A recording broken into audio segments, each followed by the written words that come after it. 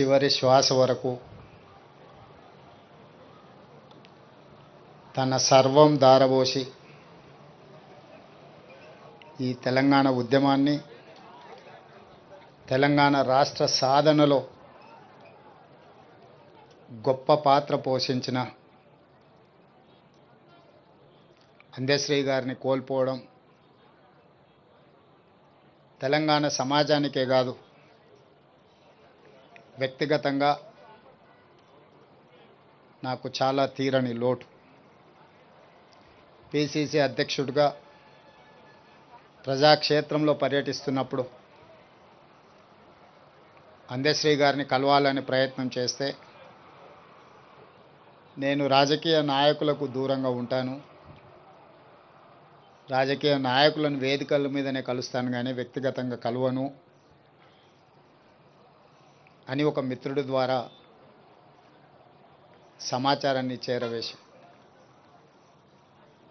అయినా పర్వాలేదు ఒకసారి కలుద్దాం, తెలంగాణ రాష్ట్ర భవిష్యత్తు గురించి చర్చించుకుందాం, రాష్ట్ర సాధనలో కోట్లాది మందిని ఏకం చేసి తెలంగాణ ఉద్యమ బాట నడిపించిన మీరు ఈనాడు 4 కోట్ల తెలంగాణ ప్రజలు కష్టాలలో ఉన్నప్పుడు మీదైన పాత్ర పోషించాలి అని చెప్పి అందశ్రీ గారిని అడగడం, కలవడం, ఆనాడు కాంగ్రెస్ పార్టీని నడిపించే క్రమంలో వారొక గొప్ప స్ఫూర్తినిచ్చింది. కొట్లాడితే ఖచ్చితంగా తెలంగాణ ప్రజలు ఆశీర్వదిస్తారు, తెలంగాణ ప్రజల యొక్క సమస్యల్ని తీర్చడానికి కలిసి పనిచేద్దాము, నీతో మాట్లాడిన తర్వాత నాకు నమ్మకం వచ్చింది, తప్పకుండా నువ్వు చేసే ప్రయత్నంలో నేను చేయగలిగిన ప్రయత్నం నేను చేస్తాను, అందరం తలా ఓ చెయ్యి వేసినప్పుడే ఈ తెలంగాణ సమాజానికి ప్రయోజనం చేకూరుతుంది అని చెప్పి ఆనాడు అందశ్రీ గారి మాటలు, ఆ తర్వాత వారు నేను చర్చించుకున్న అంశాలు మీడియా మిత్రులకు తెలుసు. అందశ్రీ గారితో మాట్లాడుతున్నప్పుడు నాకు చదువుకోవడానికి పట్టణం వచ్చిన తమ్ముడికి ఊర్లో వ్యవసాయం చేసే అన్న చూడడానికి వచ్చినప్పుడు కలిగే అనుభూతి కలిగేది నాకు అందశ్రీని ఎప్పుడు కలిసిన. వారొక స్ఫూర్తిగా ఈ పరిపాలనలో పేదలకు ప్రయోజనం చేకూర్చాలన్న ఆలోచన వచ్చినప్పుడు గద్దరన్నతో పాటు అందశ్రీ గారు సమానమైన స్ఫూర్తిని నింపడమే కాకుండా వారు రచించిన జయ జయ హే తెలంగాణ, తెలంగాణ రాష్ట్ర ఏర్పడ్డ 10 సంవత్సరాల తర్వాత రాష్ట్ర గీతంగా ఈరోజు కోట్లాది మంది ప్రజలకు ఒక స్ఫూర్తిని నింపుతున్నాయి. వారి ప్రతి మాట ప్రజా జీవితంలో నుంచి పుట్టుకొచ్చింది, ప్రతి పాట ఈ తెలంగాణ ఉద్యమ స్ఫూర్తిని నింపడం జరిగింది. అందుకే ఈనాడు తెలంగాణ రాష్ట్ర ప్రభుత్వం రాబోయే మంత్రివర్గ సమావేశంలో మంత్రులందరి సహకారంతో జయ జయ హే తెలంగాణ గానాన్ని పాఠ్య పుస్తకాలలో ప్రథమ అంశంగా చేర్చడానికి రాష్ట్ర ప్రభుత్వం నిర్ణయం తీసుకుంటుంది. ఇదే కాదు, ఈనాడు ఈ స్మృతివనం ఉద్యమకారులకు, గాయకులకు, కవులకు ఈ తెలంగాణ సమాజం, తెలంగాణ సంస్కృతి సముచితమైన స్థానాన్ని ఇస్తుంది, స్ఫూర్తిని నింపుతుంది అని తెలియజేయడమే కాకుండా వారి కుటుంబంలో ఒకరికి ప్రభుత్వ ఉద్యోగంలో అవకాశం కల్పించడానికి మా ప్రభుత్వం నిర్ణయం తీసుకుంటుంది. ఎందుకంటే జీవితాంతం నిస్వార్థంగా సర్వం ఒడ్డి తన రక్తాన్ని చెమటగా మార్చి తన గళాన్ని ఈ తెలంగాణకే అంకితం చేసి, అలాంటి కుటుంబం ఆర్థికంగా ఎన్ని సమస్యలు ఎదుర్కొంటుందో నాకు తెలుసు.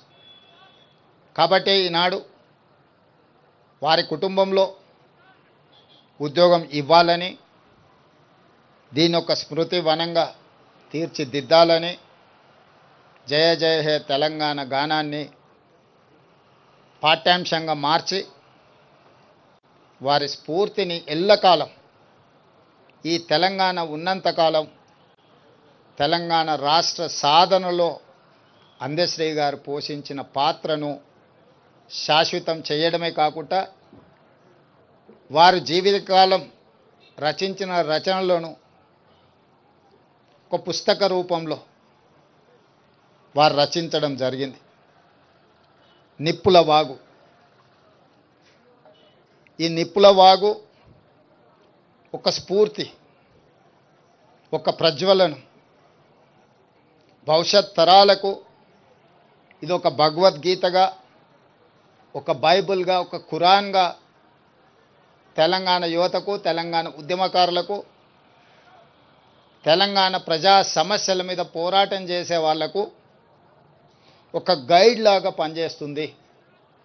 అందుకే నిప్పుల వాగును 20,000 ప్రచురణలు తెలంగాణ ప్రాంతంలో ఉండే ప్రతి లైబ్రరీలో, తండాలలో, గూడాలలో, మారుమూల పల్లెల్లో ఉండే తెలంగాణ సమాజం అంతా అందశ్రీ గారి స్ఫూర్తితో వారి రచనలో ఉన్న సారాంశాన్ని తీసుకొని పేదలకు సేవలు అందించడానికి ఉపయోగపడే విధంగా నిప్పుల వాగు గ్రంథాన్ని ప్రతి లైబ్రరీలో పెట్టే విధంగా ప్రభుత్వం చర్యలు తీసుకుంటుంది. ఇదే కాకుండా వారి అభిమానుల నుంచి సూచనలు తీసుకొని ఇంకా ఏం చేయగలమో, వారి పేరు, వారి స్ఫూర్తి తెలంగాణ సమాజంలో శాశ్వతంగా పదిలంగా ఉండడానికి అవసరమైన చర్యలన్నీ మా ప్రభుత్వం చేపడుతుంది. వారు ఏనాడు వారి ఆరోగ్యం గురించి, వారి ఆర్థిక పరిస్థితుల గురించి, కుటుంబ సభ్యుల గురించి ఏనాడు కూడా అందశ్రీ గారు ఆలోచన చేయలే. ఈ 4 కోట్ల తెలంగాణ ప్రజల యొక్క సమస్యలే తన సమస్య అని, ఈ సమాజమే తన కుటుంబం అని భావించిన ఒక గొప్ప మానవతావాది. నాకు వ్యక్తిగతంగా మనసుకు చాలా దగ్గరగా వారి ఆలోచన, వారి స్ఫూర్తి ఎప్పుడు నాకు కలిగించే విధంగా వారు కలిసినప్పుడల్లా మాట్లాడేవాడు. వారిని కోల్పోవడం తెలంగాణ సమాజంతో పాటు నాకు, నా కుటుంబానికి ఒక బాధాకరమైన అంశము. ఏది ఏమైనా తెలంగాణ రాష్ట్ర ప్రభుత్వం అందశ్రీ గారికి గౌరవించడమే కాదు, అందశ్రీ గారికి పద్మశ్రీ ఇవ్వాలి అని గత సంవత్సరం కేంద్ర ప్రభుత్వానికి లేఖ రాయడం జరిగింది.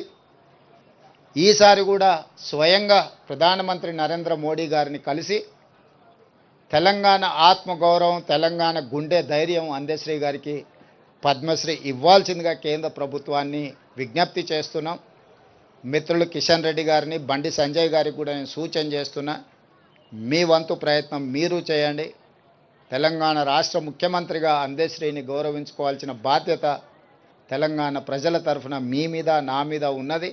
తప్పకుండా వారికి పద్మశ్రీ వచ్చే విధంగా, ఆ గౌరవం దక్కే విధంగా రాష్ట్ర కేంద్ర ప్రభుత్వాలు ప్రయత్నం చేద్దామని తెలియజేస్తూ, వారి అభిమానులకు, ఇక్కడికి విచ్చేసిన మీడియా మిత్రులకు వారి పట్ల మీరు చూపించిన అభిమానానికి నేను కృతజ్ఞతలు తెలియజేస్తూ సెలవు తీసుకుంటున్నాను.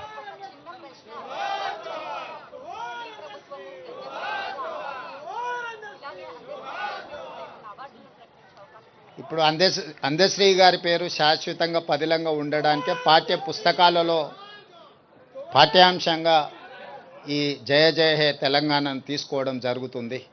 అందుకే వారి జ్ఞాపకమే ప్రతి లైబ్రరీలో నిప్పుల వాగు పుస్తకాన్ని ఆవిష్కరించాలని రాష్ట్ర ప్రభుత్వం అనుకుంటుంది. భవిష్యత్ కార్యాచరణ వారి అభిమానులతో మాట్లాడి ఇంకేమైనా ఏం చేయగలమో రాష్ట్ర ప్రభుత్వము వారి గౌరవాన్ని పెంచే విధంగా, వారి జ్ఞాపకాలను శాశ్వతంగా తెలంగాణ చరిత్రలో లిఖించే విధంగా తీసుకోగలిగిన చర్యలన్నిటిని తెలంగాణ రాష్ట్ర ప్రభుత్వం తీసుకుంటుంది. అందరితో చర్చించిన తర్వాత ప్రభుత్వం ఒక నిర్ణయానికి వస్తుంది. ధన్యవాదాలు.